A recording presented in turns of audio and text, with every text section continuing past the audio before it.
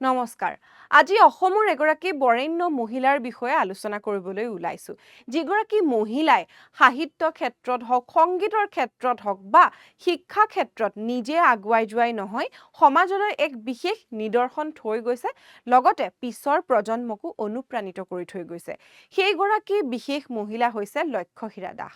আৰু এইগৰাকী মহিলা 2025 চনত পৃথিৱীৰ পৰা তেখেতে মেলানি মাগে, কিন্তু তেখেত যদিও গুচি গ'ল, তেখেতৰ যিখিনি অৱদান বা তেখেতৰ কীৰ্তিৰাজি সেইখিনি আমি আলোচনা কৰাটো উচিত।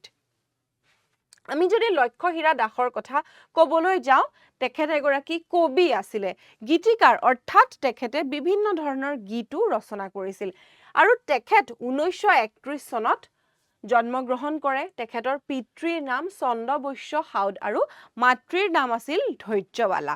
আৰু নিজৰ পিতৃ মাতৃৰ পৰাই বা পিতৃ মাতৃৰ উৎসাহতে তেখেতে হয়তো নিজৰ জীৱনত পৰৱৰ্তী সময়ত ইমানখিনি কীৰ্তিৰাজি বা ইমানখিনি গৌৰৱ অৰ্জন কৰিবলৈ সক্ষম হৈছিলে। তেখেতে সাহিত্য ক্ষেত্ৰত তেখেতৰ অৱদানলৈ যদি আমি চাবলৈ যাওঁ, তেখেতৰ কেইখনমান প্ৰকাশিত পুথি যেনে প্ৰথমা, গীতাৰ্ঘ, লক্ষ্যহীৰাৰ গীত, প্ৰাণৰ মুক্তিধাৰা, অস্কাৰ ৱাইল্ডৰ গল্প তেখেতে অনুবাদ কৰিছিল। লগতে তাপসী, প্ৰাণগংগা আৰু সূৰ্য আৰু সাগৰৰ সাধু আদি গ্ৰন্থও তেখেতে ৰচনা কৰি থৈ গৈছিলে। ইয়াৰ উপৰিও তেখেতে বহু পাঠ্যপুথি, যিবিলাক পাঠ্যপুথি অৰ্থাৎ টেক্সট বুক, আমাৰ শিক্ষা বা কেৰিকুলামত যিবিলাক আমি পঢ়োঁ, তেনেধৰণৰ পাঠ্যপুথিও তেখেতে প্ৰণয়ন কৰিছিল। আৰু শৰাপাত তথা লাচিত বৰফুকনৰ চলচ্চিত্ৰত, এই দুখন পুৰণি দুখন চলচ্চিত্ৰ, আৰু এই দুইখন চলচ্চিত্ৰত তেখেতে কণ্ঠদানো কৰি থৈ গৈছিলে।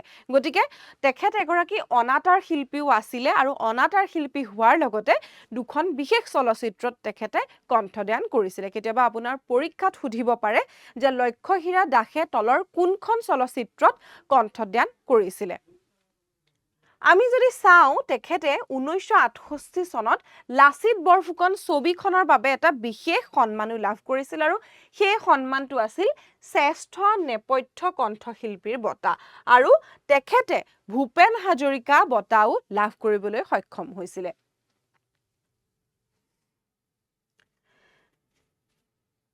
ইয়াৰ উপৰিও তেখেতৰ আমি গম পালোঁ সাংস্কৃতিক ক্ষেত্ৰখনত তেখেতৰ অৱদান।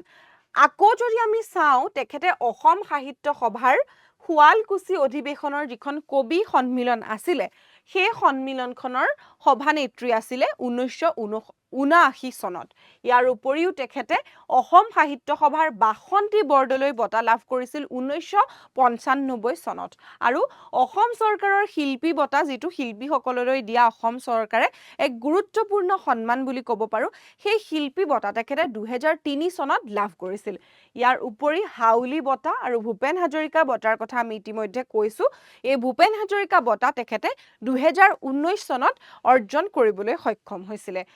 লগতে তেখেতে পৰিৱেশ্য কলাত যি তেখেতৰ অৱদান আছিলে বা সংগীতৰ ক্ষেত্ৰখনত, সেই অৱদানৰ কাৰণে তেখেতে 2022 চনত সংগীত নাটক একাডেমী বঁটাও লাভ কৰিবলৈ সক্ষম হৈছে।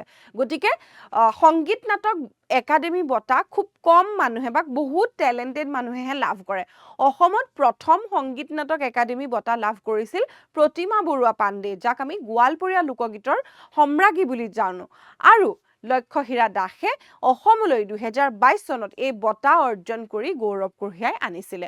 আৰু সেয়েহে এনেধৰণে অসমখনক জিলিকাই তোলাৰ বাবে বা অসমৰ জাতীয় জীৱনলৈ ইমানখিনি অৱদান আগবঢ়াই যোৱাৰ বাবে লক্ষ্যহীৰা দাস আজিও আমাৰ এক সশ্ৰদ্ধ ব্যক্তি, আৰু তেখেতৰ বিষয়ে আমি অধ্যয়ন কৰাটো উচিত।